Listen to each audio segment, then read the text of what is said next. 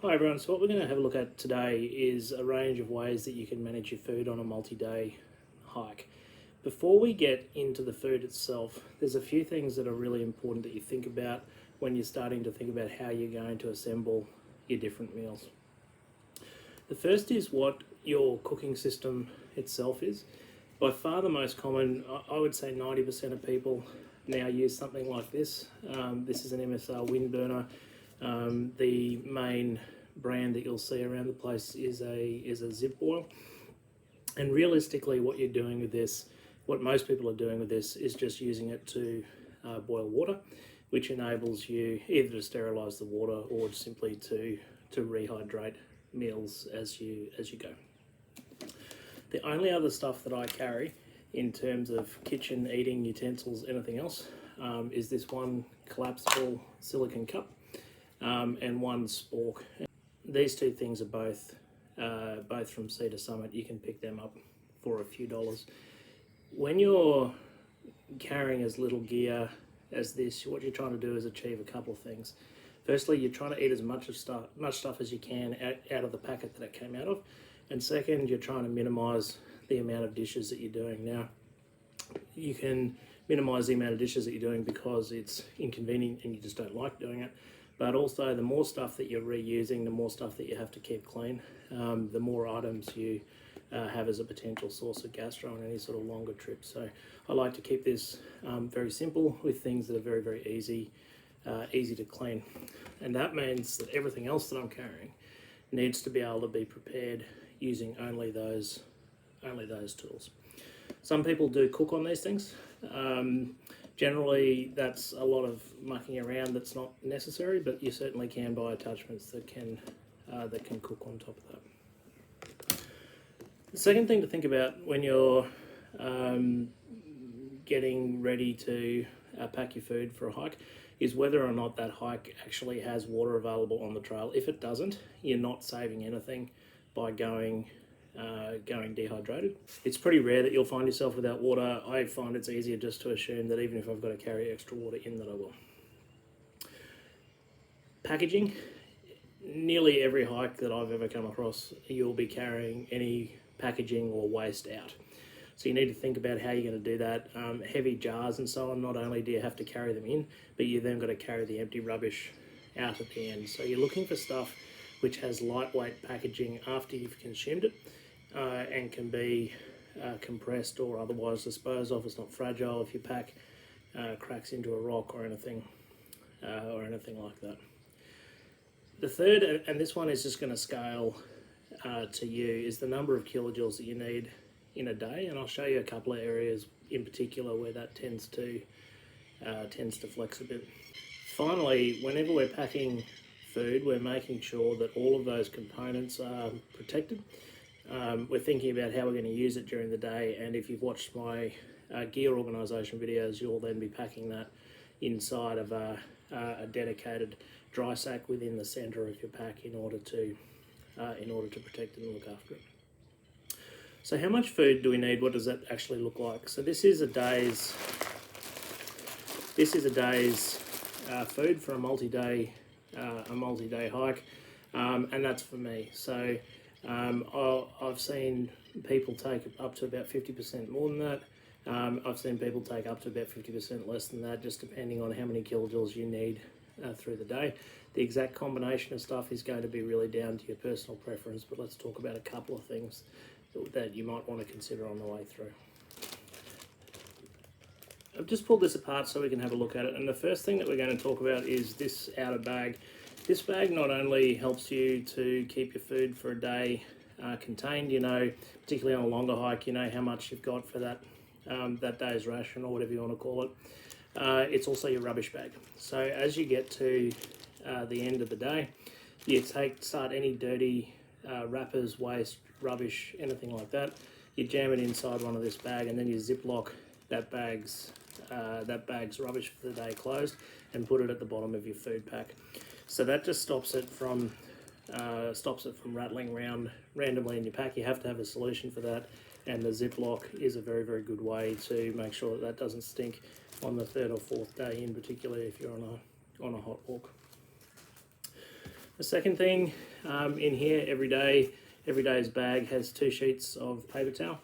The 2 sheets of paper towel are mostly used for just wiping out the coffee cup and the spork.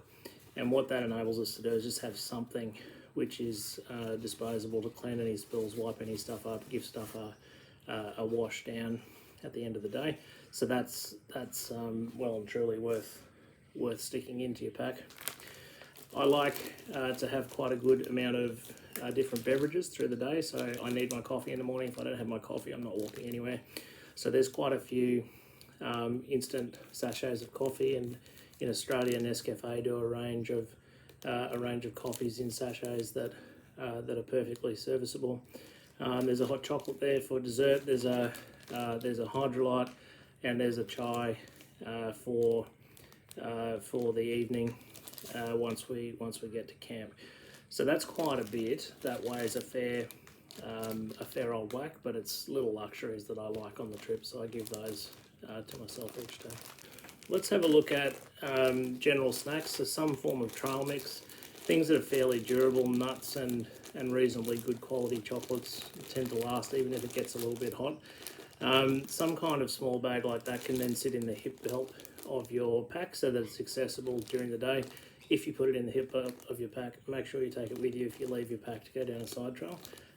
Otherwise something else will help itself to it before you get back. So for me, I find that about half a cup of sort of trail mix, and I make that myself, is about the right level for a snack. Breakfast, there are lots of options for this that are very common, and I've posted separately about a few that I've played around with using different porridges and so on.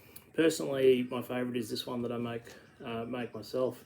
It's effectively got turkey mince, dehydrated scrambled egg powder, potato, bacon bits, bit of red onion, and when you rehydrate that, you end up with something that's kind of a bit like bubble and squeak, if that makes sense from your childhood.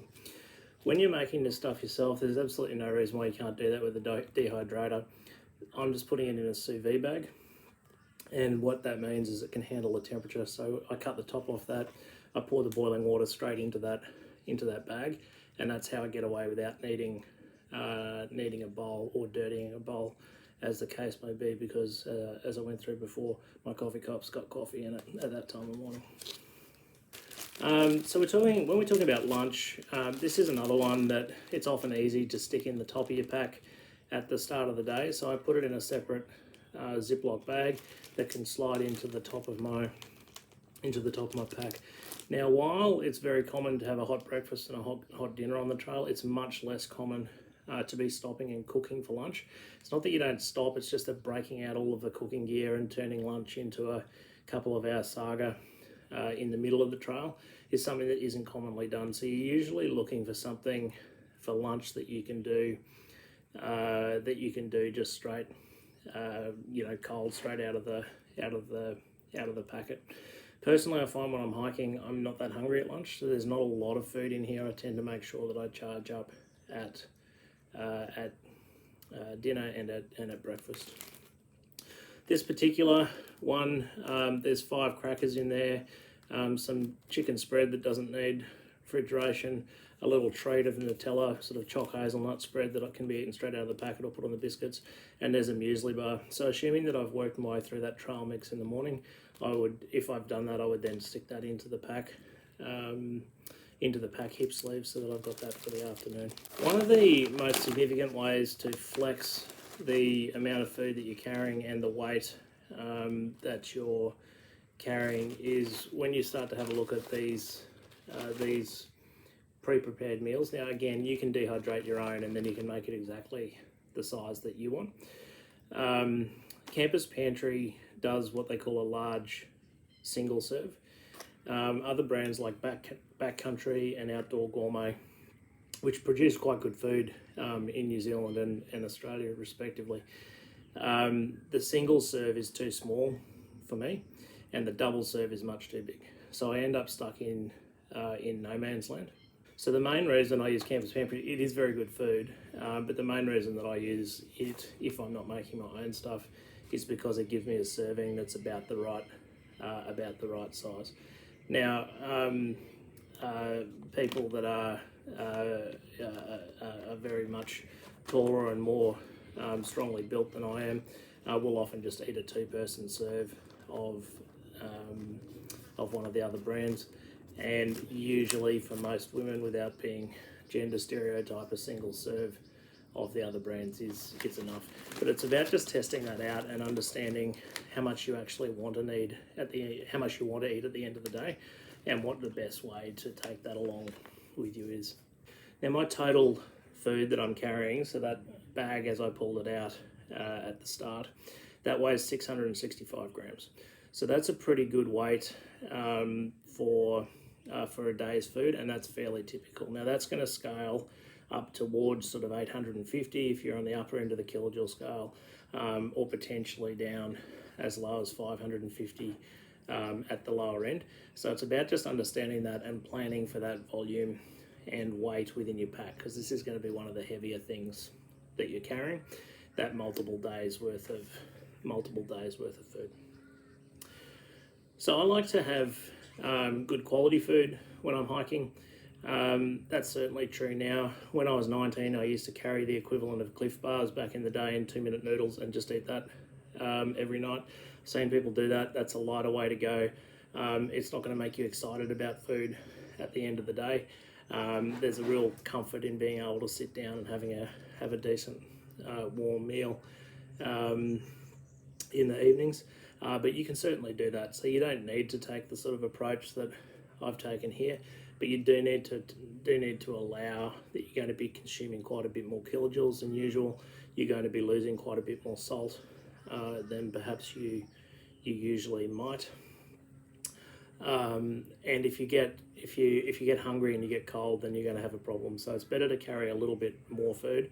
What I do is anything that's left over from a particular day's ration goes into a central bag, and I store that up as my emergency foods, that if we get caught out or we need to be out for a bit longer than we've planned, there's a bit extra floating around there as well. So if we do a quick recap on where we've got to with that, start by thinking about how am I going to cook and prepare this. These things we'll go through in a separate video, but the group might only need one of these typically for a small group, and then everybody can just cycle that and share the water. So if everybody's cooking out of stuff that uses the same basis, it's very, very efficient in terms of the amount of weight that we're carrying in order to have a kitchen when we get there. So think about what it is that you're going to be cooking with. Make sure that the overall weight of that system is considered. Make sure that the food is protected. Make sure that you've got a rubbish bag. Make sure you've got something to keep it clean. One of the most common things you see on hiking trails is people picking up gastro. You can do that from the water. You can do that from the bathrooms. You can do that from your own utensils if you're not cleaning them. So make sure you've got a way to do that and to keep it clean. Finally, have a think about make sure you're not carrying any packaging that you don't absolutely need, because you're going to be carrying all of that out. Packaging shouldn't be breakable, and it needs to be preferably compressible and light so that it can be carried out with you. You follow that sort of approach, somewhere between 550 750 grams is going to be about where your food weight per day is. So just start to have a think about that and plan around it based on how many days you're going for. Personally, I find that having a lot of variety in the food helps a lot. If I'm eating the same stuff non-stop for 4 days, I go a little bit stir crazy.